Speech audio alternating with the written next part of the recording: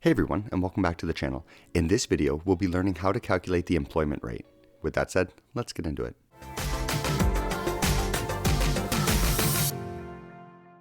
The formula for the employment rate is the employed over the working age population. So you can see I have these two values here, and I'm just going to substitute them into the fraction and solve. So 21,121.2 over 34,728.2. If I do that in my calculator, it's going to give me 0.608, and since it's a rate, I need to multiply it by 100%, and this means the employment rate in Canada in January of 2026 was 60.8%.